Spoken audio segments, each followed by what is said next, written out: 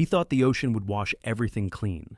He thought salt air and distance could scrub away the noise in his head, the faces he couldn't forget, the promises he hadn't kept. By the time Ethan Cole stepped off the plane in South Florida, he had nothing left but an overstuffed duffel, a medical discharge from the Navy, and the German Shepherd glued to his side like a shadow. Rex walked in perfect step with him along the airport curb, coat still bearing faint scars beneath the fur, eyes scanning every car, every movement. People parted around them without realizing why. The dog moved like he remembered explosions. The sky over Miami was a hot white glare. Humid air wrapped around Ethan like a damp blanket. It should have felt like home. It didn't. His Uncle Henry had always said the Gulf Coast light was different from anywhere else, softer somehow, like it forgave more. But the light hadn't forgiven Henry. The obituary had called the old man a disgraced former ferry captain turned drunk recluse, a footnote to some tragedy folks preferred not to talk about. Now, Uncle Henry was in the ground, and Ethan was standing on hot asphalt outside the airport, blinking against the sun, wondering why he'd even come back. A black sedan pulled to the curb. The man behind the wheel leaned over and popped the trunk without getting out. "Cole," he called, voice flat, bored. "Over here." Ethan recognized him after a second. Madison Ward, his cousin. Tailored shirt, mirrored sunglasses, a watch that cost more than Ethan's truck back in North Carolina. Henry's only other blood relative. Madison didn't get out to help with the bag. Ethan hoisted it himself. Rex jumped into the back seat without waiting for an invitation, then immediately pivoted to face the door, watching the street. "Still got that Marine haircut," Madison said as Ethan slid in. "Or whatever you SEALs call it." "Didn't come here to talk grooming," Ethan replied. Madison snorted. "Relax, you'll get your part of the crumbs. Not like there's much to fight over." They pulled onto the highway, palm trees flickering past like a stuttering film reel. Billboards advertised casinos, luxury condos, timeshares, and something called the Coral Bay Marina Redevelopment Project. The glossy graphics, all white yachts and happy families. Ethan stared straight ahead. "They said the will reading's at 3. "Yeah?" Madison tapped the steering wheel with 2 fingers, impatient. "Henry's lawyer's trying to make it sound grand, but the guy died broke. After that ferry thing, nobody would hire him. Spent the last decade drunk at a roadside dump on Highway 17. Ethan's jaw tightened. The ferry thing. 20 years ago, a passenger ferry in the narrow channel outside the little coastal town of Bay Ridge had burned and capsized. 14 people died. Official story said Captain Henry Ward had been drinking on duty, misjudged the turn, struck a piling, gasoline, sparks, fire. Henry had survived, barely. He'd never given Ethan his own version of what happened. "You saw him lately?" Ethan asked. Madison shrugged. "Stopped by his place a few months ago. Place looked like hell, sign hanging off, paint peeling, rooms empty. Told him he should sell the land before the county condemned it. He just laughed and said, 'Some things need to fall apart before you can see what's buried under them.'" "Sounds like him," Ethan murmured. Madison glanced at him. "You were always his favorite. Probably the only one stubborn enough to come back for the funeral." Ethan didn't answer. In the back seat, Rex shifted, pressing his shoulder against Ethan's arm, grounding him, like he had in 100 different places halfway across the world. The lawyer's office sat in an old downtown building, blinds half closed against the glare. The conference room smelled of coffee gone stale. One wall was lined with framed maritime maps and cheap frame certificates. The family lawyer, a thin man named Price, shuffled papers with long, nicotine-stained fingers. Madison lounged at the table, spreading himself out like he owned the room. Ethan sat upright, hands folded, Rex lying at his boots, head on his paws, eyes open and alert. "Gentlemen," Price began, voice dry and reedy. "Thank you for coming. Your uncle, Captain Henry Ward, left very clear instructions as to the disposition of his estate." "Estate," Madison muttered under his breath. "That's generous." Price pretended not to hear. "To Mr. Madison Ward," he read, "I leave my savings account, such as it is, and the contents therein, as well as all rights and claims to my vessel, the trawler Blue Heron." Madison's mouth twitched into a small, satisfied smile. Boats still had value down here. "And to Mr. Ethan James Cole," Price continued, turning a page, I leave the real property known as Harbor Light Motel, including all structures, remaining furnishings, and the 5-acre parcel of land upon which it sits, located at mile marker 14, Bay Ridge Causeway. Ethan blinked.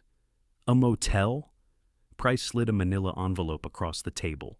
Keys clinked softly inside. Deed, title, and back tax paperwork. It's currently classified as condemned, but the land remains yours, pending payment of outstanding. You're kidding, Madison cut in, incredulous. That roach trap on the causeway? That's what he gave him? You realize the county's been trying to knock that thing down for years. Price cleared his throat. Captain Ward did note that the property has significant sentimental value. Sentimental doesn't pay taxes, Madison snapped. What about the marina shares, the bay rights, the lawsuit settlement? Price shuffled papers. The lawsuit funds were exhausted years ago. As for the marina, Captain Ward sold his share. I'm afraid Harbor Light Motel and the Blue Heron are some of it. Madison laughed, sharp and humorless. Perfect. I get a rust bucket and a negative checking account, and PTSD over here gets a condemned motel falling into the swamp. Ethan ignored the jab. His fingers tightened around the envelope. Harbor Light Motel. The name struck a match in his memory. Summer, age 11.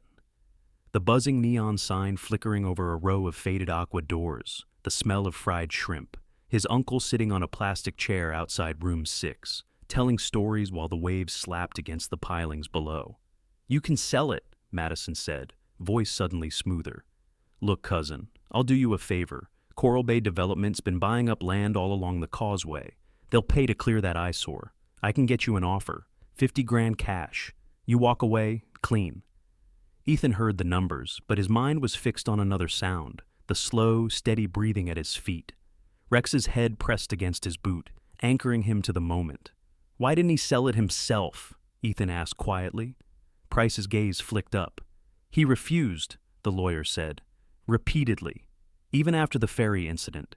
He said it had to go to someone who understood what a watch post was for. His words. Madison rolled his eyes. The old man was drunk and paranoid. Harbor Light is a liability, not a watch post.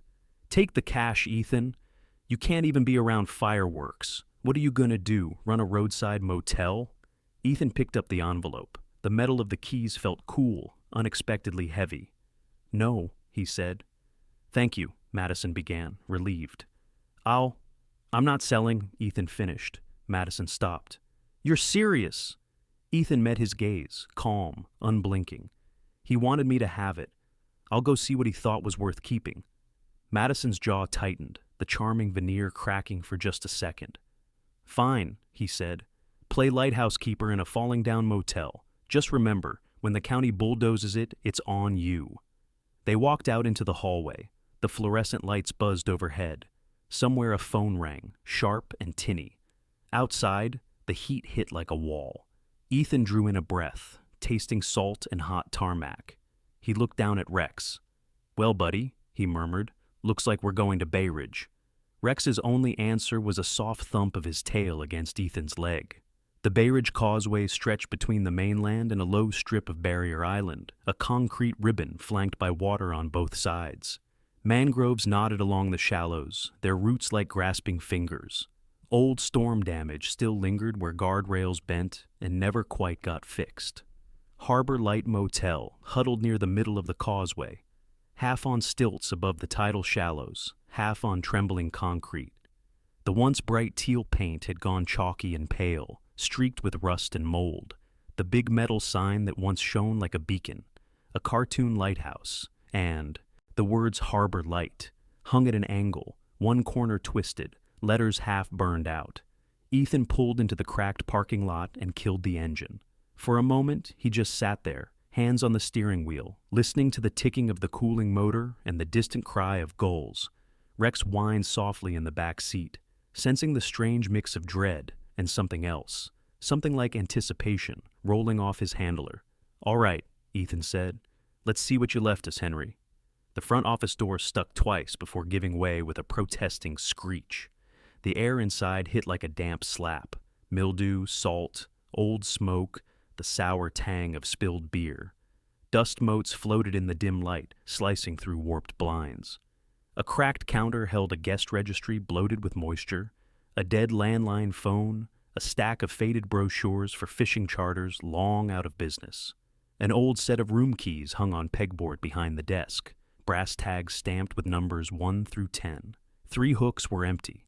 Rex moved ahead, nose busily testing the air, tail low and steady. He made a slow pass of the lobby, then circled back to Ethan's side, nudging his hand as if to say, "I'm here. We're in this together." The rooms were worse. Room 1, bare mattress, springs rusted, window blown out, sand drifted in. Room 2, walls stained with vague, long-ago water damage, a chair lying on its back like it had given up halfway through falling. In room 4, mold-traced ghost patterns on the ceiling. By room 7, Ethan felt the old weight starting to press on his chest. The same suffocating feeling he'd gotten back in the States, staring at the ceiling in the VA hospital at 3 a.m., ears ringing with silence. He closed his eyes, drew a breath in like they'd taught him in therapy. Count in, hold, count out. He exhaled, opened his eyes, and saw Rex watching him, head tilted, ears pricked. "I'm good," Ethan said softly. "Keep going." Room 10 was at the far end, door facing the bay. The brass number was gone, ripped off, and left a pale rectangle. This door wasn't locked. It gaped open an inch, as if waiting. The air inside was different, less rot, more salt, and something else Ethan couldn't name. The furniture was still there, a narrow bed, a small dresser, a scarred table beneath the bay window, and it was neat. The bed was made with a faded blue coverlet. A cup sat on the table, washed and turned upside down. An old navy duffel lay on the chair, zipped. Henry's room. Ethan stood in the doorway, suddenly feeling like an intruder. Rex didn't go in at first. He sat at the threshold, nose lifting, nostrils flaring. Then he stepped forward slowly, as if entering sacred ground. He sniffed the bed, the duffel, the corners of the room. His tail gave a single, uncertain wag. On the wall opposite the bed hung a picture frame, the glass spiderwebbed with cracks. Inside, beneath the shattered surface, was a faded photograph. Harbor Light, years ago, paint fresh, sign straight. The cartoon lighthouse blazing bright neon. In front of the office stood a younger Henry in a captain's cap, one arm around a boy of 11, with sunburnt nose and shy smile. Ethan stared at his childhood face without recognizing himself for a moment. "Guess we were happy once," he muttered. Rex let out a low rumble. It took Ethan a second to realize it wasn't a warning growl, more of a puzzled sound. The dog was at the far corner of the room, nose pressed to a patch of floor near the wall. His paws scraped lightly at the worn linoleum, nails clicking. "What is it?" Ethan asked, crossing the room.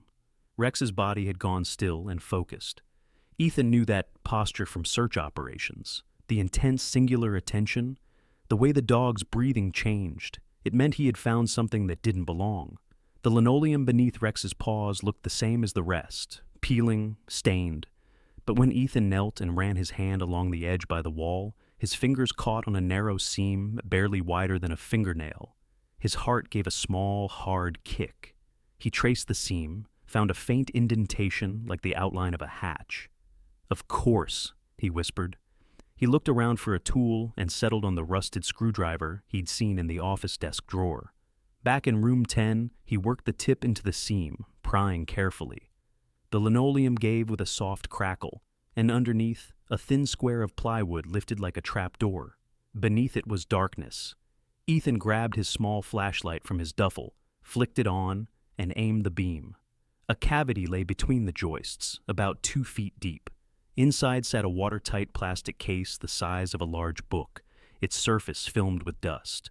Next to it was a metal tin, the kind old people used for cookies or loose screws. Ethan's pulse stepped up, a low drum in his ears. He reached in, lifted the plastic case out, set it on the bed.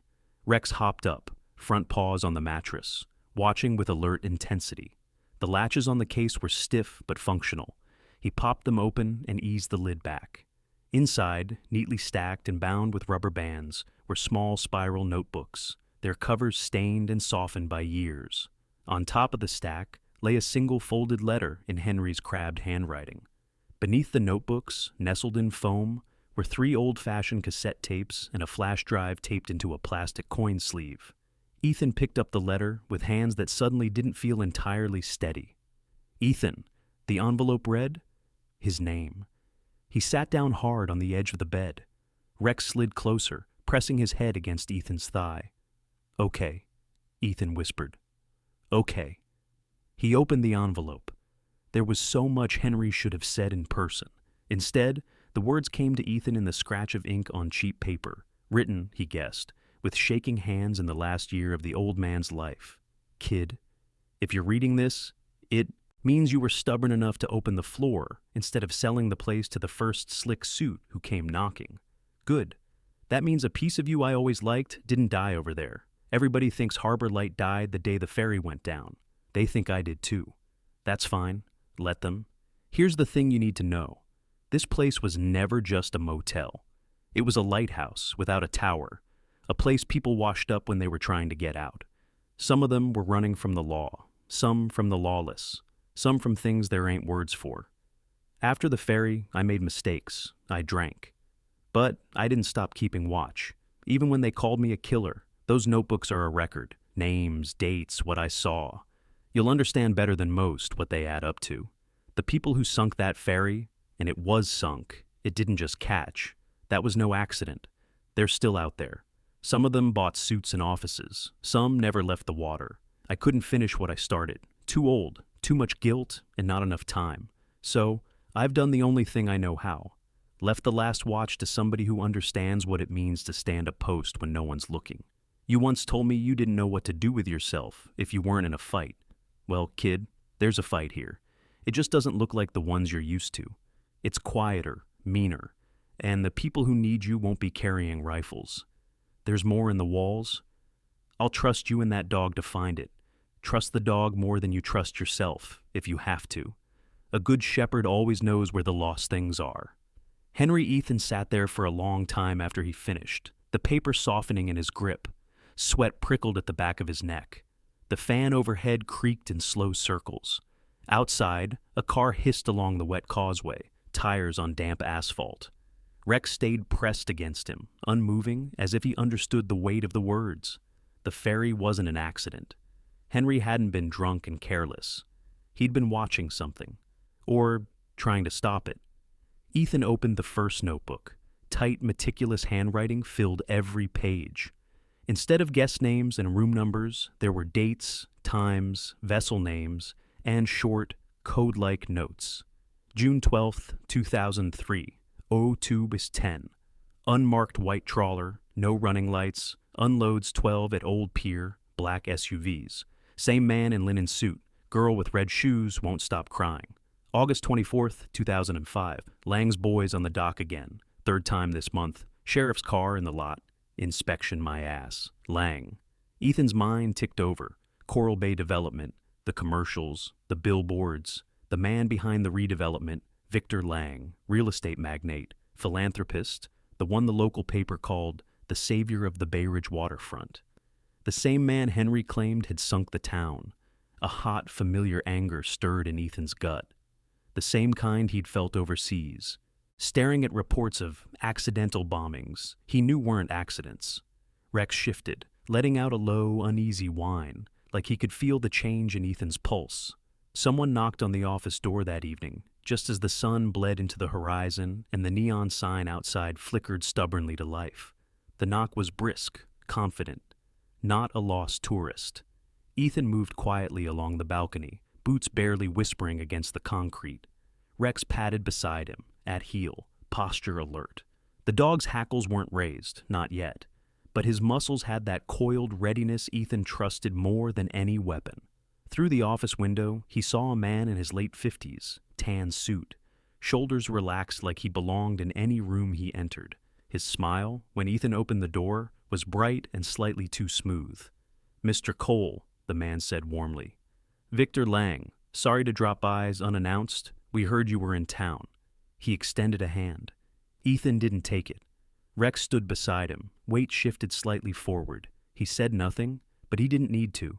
Lang's eyes flicked to the dog, lingering just long enough to register the scars, the steady stare, the faint military tattoo on Ethan's forearm. "I see you're not alone," Lang said. "Handsome animal." He's not a pet, Ethan replied. What do you want, Mr. Lang? Lang's smile didn't falter. Straight to it. I like that. We have a mutual friend, you might say. Your uncle and I did business together once. I was sorry to hear of his passing. That so? Yes. Lang stepped just to the threshold, not quite crossing it. I'm also sorry he saddled you with this place. Harbor Light? Well, I'm sure you've noticed. It's seen better days. Behind the false sympathy, Ethan heard something else. Annoyance, impatience. We're revitalizing this whole area, Lang continued, gesturing toward the bay. New marina, new boardwalk, jobs, tourism. It's going to bring Bay Ridge into the 21st century, but we can't exactly do that with a condemned roadside motel squatting in the middle of the causeway. He smiled again, that same rehearsed warmth. So I'm here to make you an offer, generous one, above market in fact. You sign Harbor Light over to Coral Bay Development. We cut you a check and clear the land. No more liability, no more hassle. Lang named a number that would have made the Ethan who'd just been discharged blink. It barely registered now. Rex's growl started low and quiet, more vibration than sound. Ethan felt it through his boot. That's a lot of money for a condemned motel, Ethan said evenly. Lang's eyes cooled a fraction of a degree. It's strategic. We control the whole stretch except this parcel. Can't run a clean operation with holes in the map. Funny, Ethan murmured. My uncle told me this place was a watch post, not a hole. Lang's smile thinned. Your uncle's? Judgment was impaired lately. Impaired enough to leave you out of the will? Ethan asked. For a second, something ugly flickered across Lang's face. Then it was gone, replaced by another practiced look of concern. Mr. Cole, he said, dropping his voice as if confiding a secret, I understand you've been through a lot. You want peace, a fresh start.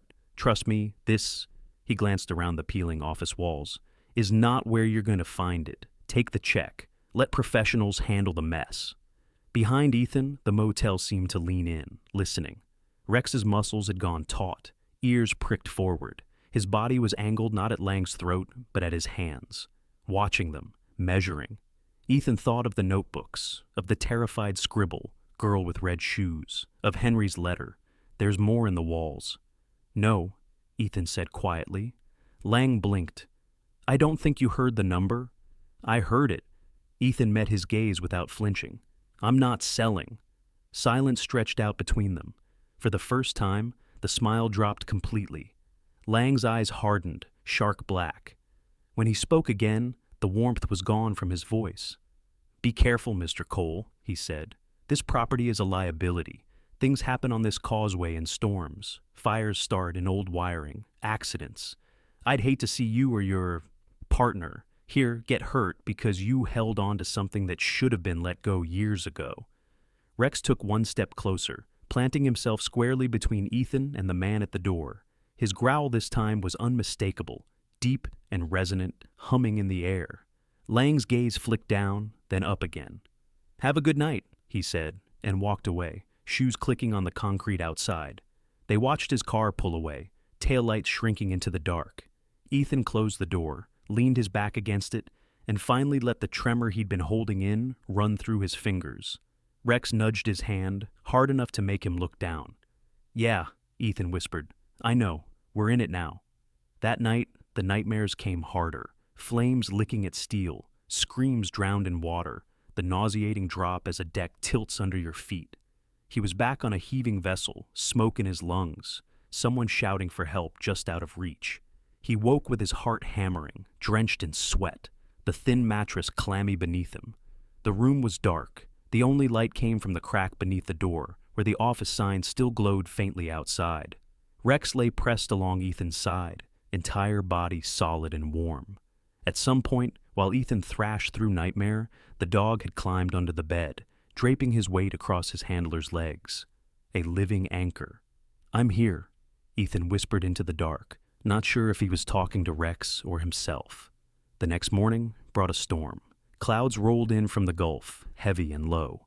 Rain came in sideways sheets that blurred the world into watery smears. Wind rattled the warped windows, made the neon sign outside groan and shudder. Inside Harbor Light, Under the dim glow of a lamp that had no business still functioning, Ethan spread Henry's notebooks across the table in room 10. He opened the metal tin from the floor cavity. Inside, arranged with surprising care, were clippings, newspaper articles about missing persons, human trafficking busts, quiet obituaries, a tiny photo of the ferry wreckage half submerged in the channel. The pattern emerged slowly, like a watermark rising through paper. Late-night boats, unmarked vans, same handful of men showing up again and again in Henry's shaky handwriting. VL, red ball cap, sheriff's cruiser. It was never written out plainly. But Ethan had done enough intel analysis to piece things together. This wasn't about drugs, not just drugs, people, smuggled in by water under cover of night, hidden in the marshes and cheap motels until they disappeared into anonymous jobs and invisible prisons. Henry had stood on this cracked concrete, watching. And then one night, a ferry had burned in that same channel with a few wrong people, or right ones, on board. Lang's voice echoed in Ethan's head. Accidents, fires in old wiring. Rex, who had been snoozing near the door, suddenly sat up. His ears snapped forward. A low, barely audible hiss escaped him. "What is it?" Ethan asked. Rex moved toward the window, muscles tight. The hair along his spine rippled up. Seconds later, Ethan heard it too. An engine, slow, trying to sound casual, in the rain. Then the crunch of tires on gravel. He killed the lamp, moved to the side of the window, and tilted the blind just enough to look out. A dark SUV sat at the edge of the lot, headlights off. 2 men inside. The driver stayed put, but the passenger got out, hood up against the rain, and walked toward the office door with the quick, stiff steps of someone trying to look like they belonged somewhere they knew they didn't. He carried nothing in his hands. That bothered Ethan more. Rex glanced up at him, waiting. "Stay," Ethan whispered. The dog's muscles flexed, resisting the word, then yielding. Military training wars with instinct. Instinct bowed, but it didn't evaporate. Ethan slid into the shadow behind the office door, heartbeat steadying into the old rhythm it always found before a breach. The world narrowed. The tightness that lived in his chest every other hour of the day eased, replaced by a cold, bright focus. The doorknob rattled once, twice, and then a metal squeal as someone forced a cheap latch with a screwdriver. The door swung inward a few inches. As the man stepped 1 foot across the threshold, Ethan moved. He used the door itself, swinging it hard with his shoulder. It smacked the intruder in the face with a dull thunk. The man staggered back, swore, hand flying to his nose. Ethan stepped out fast, hooked his foot behind the man's ankle, and used his momentum to send him down hard onto the soaked concrete. "Easy," Ethan said, voice low but carrying. "You picked the wrong abandoned motel today." The man scrambled, reaching for something at his waistband. "Rex!" Ethan snapped. The office door exploded open behind him. 85 pounds of German Shepherd hit the intruder's chest like a freight train. The man's breath left him in a startled grunt. Rex planted his paws, teeth bared inches from the man's throat. A deep, unearthly growl pouring from his chest. The driver of the SUV had half opened his door. One look at the dog, the situation, and the hard set of Ethan's shoulders, and he slammed it shut again. Threw the vehicle into reverse and fishtailed out of the lot, tires screaming. The man on the ground panted, eyes wide, hands frozen where they'd started toward his waistband. "I'd leave that where it is," Ethan said. "Rex doesn't like surprises." Rain hammered down around them, flattening Ethan's t-shirt to his skin. His hair dripped into his eyes. The motel sign creaked above like a disapproving old god. "Who sent you?" Ethan asked. The man swallowed, Adam's apple bobbing against the tremor of Rex's growl. "Nobody?" he gasped. "Just checking the property. County inspector." "Try again," Ethan said. "County inspectors wear badges. You didn't knock. And your friend bailed as soon as my dog moved." The man's gaze flicked to the open office door. Inside, Henry's notebooks lay in plain view on the table. Ethan cursed himself silently.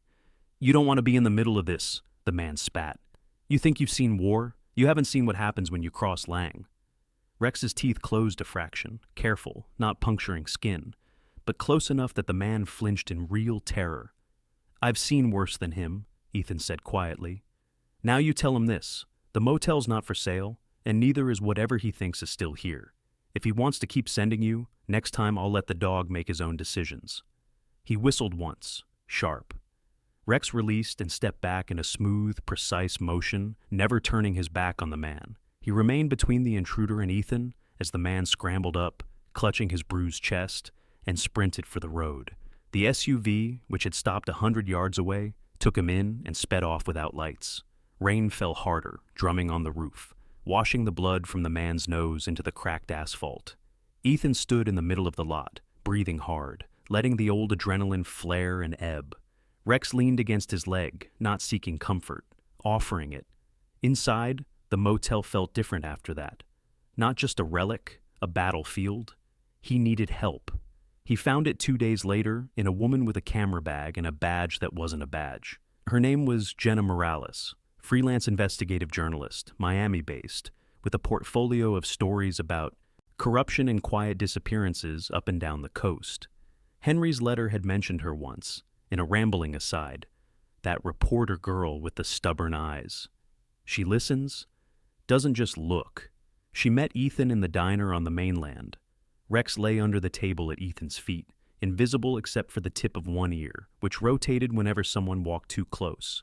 "You sound crazy," Jenna said frankly after Ethan had laid out the bare bones.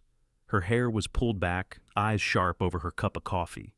"But crazy in a way I recognize.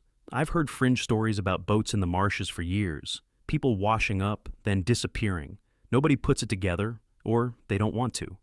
He set the notebooks on the table between them, open to a date that matched an old missing persons clipping she'd written years before.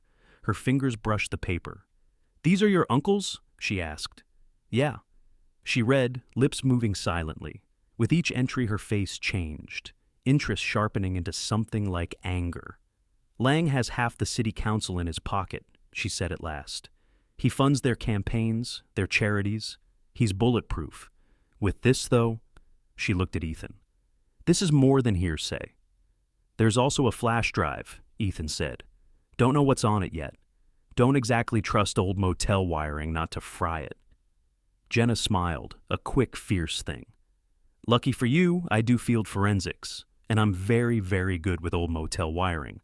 Back at Harbor Light, she took one look at the sagging sign, the peeling railings, and nodded like she'd found exactly what she'd expected. "It's uglier in person," she said approvingly.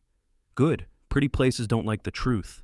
Rex sniffed her sneakers, made one small, thoughtful huff, then retreated to his post by the office door. Jenna watched him go. "Combat dog?" she asked. "Yeah.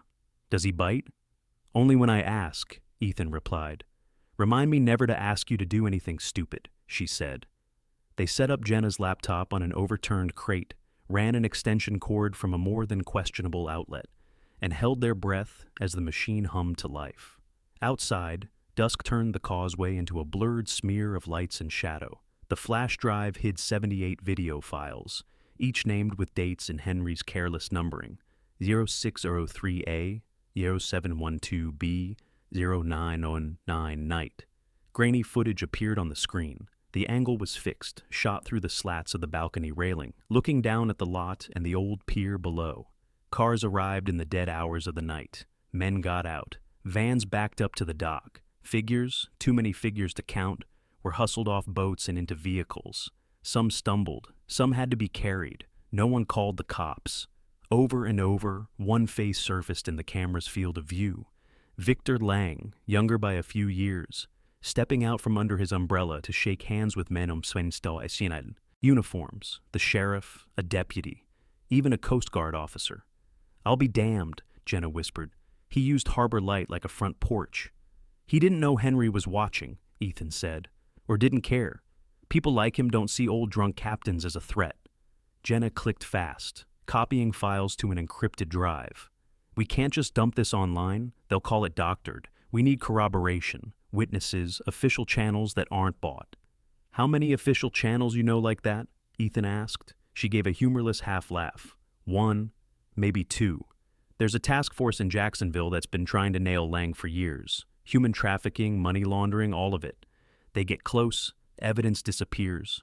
But with this, they might move." Her words barely left her mouth when Rex's low growl rolled through the office. It was different this time. Not puzzlement, not a polite warning. It was pure alert. His body snapped toward the door, ears erect, nose flaring hard. Headlights flared against the office windows. Multiple vehicles. Too close. "Jenna," Ethan said, already moving. "Laptop. Now." She didn't ask questions. She pulled the drive, slammed the computer closed, shoved it into her bag. Ethan grabbed the notebooks, Henry's letter, the flash drive. He shoved them into an old ammo can Henry had repurposed for tools. It felt right. Outside, engines idled, doors opened, men's voices carried through the damp air. Rex stood at the door, vibrating, waiting for the cue he'd spent his life training toward. "Back stairwell," Ethan said to Jenna, gesturing toward the end of the balcony. "You go down, cut behind the building, follow the marsh path to the old maintenance dock. There's a skiff there that probably leaks, but it floats. Stay low, don't stop." "What about, I'll keep them busy," he cut in. "You get this?" He tapped the ammo can, "to someone who can make sure it doesn't disappear." For a heartbeat, they just looked at each other. "Trust me," he said. "I don't trust anyone," she replied, "but I trust that dog." Rex made a small, impatient sound, head snapping toward the window again. Shadows moved outside. "Go," Ethan said. She went. Ethan exhaled once, slow, and opened the office door. 5 men spread across the lot, silhouettes black against the glow of their truck's headlights. 2 by the cars, 3 halfway to the motel. The one in front wore a rain jacket over something that didn't move right. Body armor, probably. His face was hidden by a hood. "Evening, Mr. Cole," the leader called. "We heard you had visitors. Thought we'd drop by, make sure everything's safe." Ethan stepped onto the balcony, Rex at his side. "You brought a lot of safety," Ethan said, "for a condemned motel." The man laughed once, short. "Boss can't sleep knowing you're sitting on unstable property. We're here to stabilize it." Rex's growl rose, deeper. One of the others shifted uneasily. "Last chance," the leader said. "Walk away. Leave the mutt. Maybe he'll find a home after the fire." "Rex," Ethan murmured, barely audible. The dog's body went from coiled to ready. Below, at the back of the building, Ethan saw movement. A small flicker of light as Jenna's dimmed phone screen winked out. Then nothing. Good. She was moving. "Not leaving him?" Ethan said. "Not leaving anything?" The leader sighed, exaggerated. "Shame." He raised his hand. The first Molotov hit the side of the office with a sickening whoosh. Flames splashed and grabbed onto old wood hungrily. Another followed, this one shattering against the railing 3 rooms down. Fire licked along the boards like it had been waiting. Rex lunged before the 3rd bottle left the man's hand. He moved like a missile, silent, lethal. He took the stairs in 3 bounds, hit the gravel at full speed, and went for the man's wrist, jaws clamping around tendons with machine precision. The bottle flew wide, exploded uselessly in the empty lot. The leader screamed, dropping to one knee as Rex twisted, dragging him off balance. Shouts erupted. One of the other men raised a gun. Ethan dropped to the concrete, rolled toward the balcony support, and came up with Henry's old flare gun from where he'd stashed it under a loose board that morning. He fired without thinking, aiming not at the men but at the line of gas-soaked rags they had laid along the back of the building. The flare hit, blossomed into searing red light. Fire roared up, cutting the lot in half with a sudden wall of heat. Chaos. Men swore, stumbling back as the flames surged between them and the stairs. The leader, arm still pinned by Rex's relentless jaws, kicked wildly. "Let go!" he shrieked. Ethan vaulted the railing, caught the lower balcony, dropped to the ground behind a pillar. Heat licked at his face. Smoke clawed at his throat. "Rex!" he barked. The dog released and retreated in a heartbeat, backing through the fire line, fur singed but eyes clear. He returned to Ethan's side, coughing once, then resettling, waiting for the next cue. Sirens wailed in the distance, faint but coming. Someone must have seen the blaze from the causeway. "Time to go!" Ethan rasped. They cut around the back of the building, sticking close to the wall to avoid the worst of the heat. Sparks fell like deadly rain. The storm overhead answered with its own, fat drops hissing against flame. At the maintenance dock, Jenna was already untying the skiff. The ammo can sat at her feet. Her bag hung across her chest, zipped tight. "You're insane," she said as they arrived. "I like it." Another explosion burst behind them as something inside the office finally gave way.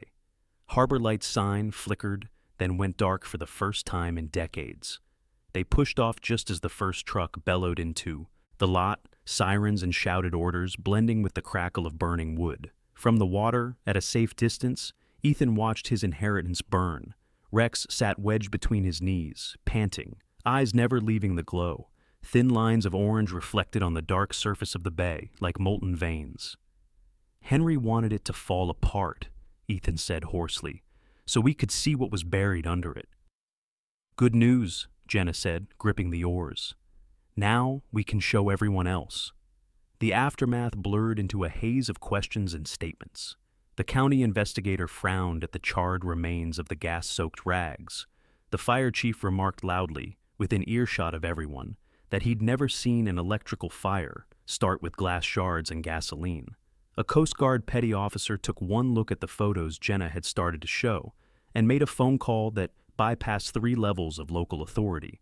Within 48 hours, Harbor Light was a crime scene, and Ethan was sitting in a windowless room in Jacksonville, across from a tired-looking federal agent named Ramos, who, for the first time, wasn't treating him like a suspect. "You're telling me your uncle kept these records for almost 20 years, Ramos said, tapping the notebooks, and no one believed him. "He stopped trying," Ethan said. "After the ferry, they made sure no one listened." Ramos leaned back, pinching the bridge of his nose. "We've been chasing rumors of a water route for trafficked migrants down here for a decade. Every time we took something to a grand jury, it evaporated. Witnesses recanted. Evidence went missing." He opened one of the notebooks at random, scanned a page, and swore softly. "This ties 6 open cases together." He slid a photograph across the table. It was a still Jenny had pulled from Henry's footage, Lang's profile, lit by expensive headlights, as he shook hands with a uniformed sheriff beside an unmarked van. "You realize," Ramos said, "if we move with this, it's going to go very loud, very fast. Men like Lang don't go quietly. You'll be in the middle of it." Ethan glanced down. Under the table, Rex pressed his head against Ethan's thigh, eyes half closed, the picture of canine calm. "I've been in worse," Ethan said, "but I'm not letting this die in a file drawer." The agent studied him, weighing the scars, the steady gaze. "You got somewhere to go when this is done?" he asked. "Somewhere they won't find you if this goes sideways?" Ethan thought of Harbor Light's blackened skeleton, rain dripping through charred beams. He saw, superimposed over it, the old neon sign blazing bright. He shook his head. "Not yet," he said, "but I will." They moved. The indictment hit the news a month later. Lang, 2 sheriffs, 1 retired, 3 deputies, a Coast Guard officer, a handful of respectable businessmen. Charges: human trafficking, conspiracy, arson, witness intimidation, manslaughter related to the ferry disaster. The footage Henry had risked his life to capture dominated every network. Grainy images of vans, of shackled figures shepherded through the dark, of the ferry's last intact night before it burned. Henry's notebooks, authenticated by handwriting experts, turned what might have been dismissed as coincidence into a pattern so damning even bought politicians couldn't spin it away. Jenna's byline sat beneath the front page story in 3 papers and on a dozen websites. The headline she'd fought the editor for read, "Captain's Watch: How a Drunk Ferry Pilot Spent His Life Tracking Monsters in the Dark." They cleared Henry's name at a town ceremony 5 months after the arrests. The county commissioner tried to make it about healing. The new sheriff, clean, young, nervous, read an official apology that sounded like it had taken 3 lawyers to approve. Ethan didn't care about any of that. He watched as they unveiled a bronze plaque on the rebuilt pier just down the road from where Harbor Light had stood. The words were simple: "In memory of Captain Henry Ward, who kept watch when others looked away." Rex sat at his side, black collar gleaming, tongue lolling in the humid air. Children asked if they could pet him. Ethan let them, one at a time, watching as their hands sank into the dog's thick fur, watching Rex's eyes soften. After the speeches, people drifted toward Ethan with hesitant gratitude, survivors of trafficked routes, families of those who never came home from that ferry, veterans who'd read about the story and driven hours just to stand on the same boards. "What are you going to do now?" Jenna asked quietly, coming to stand beside him. Ethan looked down the causeway. Where Harbor Light had stood, there was now an empty patch of concrete and sand, ringed in caution tape. No one had yet decided what would be built there, or if anything would. But Ethan had. 6 months later, on a clear December morning, a new sign rose where the old one had twisted and groaned. The metal was fresh, the paint bright, a simple outline of a house with a warm light in the window, and beneath it, the words, "Harbor Home." The building beneath was different from the motel, the layout reworked, foundations strengthened, stilts reinforced to handle the next storm. Wide ramps replaced narrow stairs. Common areas opened toward the bay, catching the breeze. Rooms were simple but sturdy. Inside, the walls held photographs and small plaques. None of them showed Ethan overseas. Most showed smiling faces of people who, in another life, would have disappeared quietly into Lang's network and never been seen again. Harbor Home wasn't a motel. It was a transition center. Half of its beds were for trafficking survivors, referred by the task force and NGOs. The other half were for veterans like Ethan, men and women who came home with more scars than they knew what to do with, who needed somewhere that didn't smell like antiseptic and pity. They cooked together. They fixed boats together. They rebuilt dinghies and old skiffs abandoned along the marsh. They sat on the back deck and watched the lights of the city flicker over the water, sharing stories and halting, sometimes broken sentences. At the center of it all, in every room, on every deck, lived Rex. He patrolled the hallways like an unofficial guardian, nails ticking softly on new floors. He lay at the feet of women who flinched at every slammed door, letting them bury shaking fingers in his fur. He nudged coffee cups out of the hands of men who stared too long at nothing, insisting they throw his rope toy instead. He listened to stories with the patience of a priest. He followed Ethan from sunrise to long after midnight as Ethan hammered, painted, did paperwork he hated, sat with people whose pain he recognized even when their histories were completely different from his. One evening, as the sun bled orange over the water and laughter rose from a group on the back deck, Jenna found Ethan sitting on the rebuilt pier, boots dangling over the edge. "You did it," she said, dropping down beside him. "We did it," he corrected. She watched Rex nose along the waterline, checking the edge of the pier like he always did before sunset, as if confirming the perimeter. "You ever miss it?" she asked. "The other kind of war." He thought about it, the adrenaline, the clarity of orders, the simplicity of enemies and friends. "No," he said slowly. "I miss the team, but I've got one again." He nodded back toward the house, toward the woman who just started laughing for the first time in months, toward the Marine teaching a boy how to tie a proper cleat hitch, toward Rex, who turned at that moment and trotted back, dropping his head into Ethan's lap with a soft, contented sigh. "I thought I came back here to bury an old drunk's ghost," Ethan said. "Thought maybe I'd rot along with his motel." "And instead?" Jenna asked. "Instead," he said, scratching behind Rex's ear as the dog's eyes closed in bliss, "I found out he'd been keeping the light on for me the whole time." For the first time in years, the restless ache in his chest quieted. The ocean didn't wash everything clean. It never had. But on this stretch of coast, on this crooked piece of causeway where a battered captain once stood watch alone, the tide had finally turned. Not because of headlines or handcuffs, but because one man refused to look away, and another man, years later, refused to sell what he didn't yet understand. And because a dog named Rex, who didn't know words like legacy or justice, could smell the difference between fear and hope, and always, without fail, chose to stand where the hope was and make it bigger. Ethan lifted his face to the wind. Salt air brushed against his skin, warm and alive. For the first time, it felt like home. Broken places and broken people are easy to overlook, easier still to write off as lost causes. But sometimes the ugliest, most forgotten corners hold the quiet work of ordinary heroes, the ones who stand watch when nobody's watching them. A legacy isn't always medals and money. Sometimes it's a pile of scorched wood, a box of notebooks, and the choice to keep the light burning instead of cashing out. And when the past feels too heavy to carry alone, loyalty, whether from a friend, a stranger, or a dog who refuses to leave your side, can turn that weight into a mission. Healing doesn't come from running away from the darkness, but from standing in it together, protecting those who have less strength, and becoming, for someone else, the harbor you once needed yourself.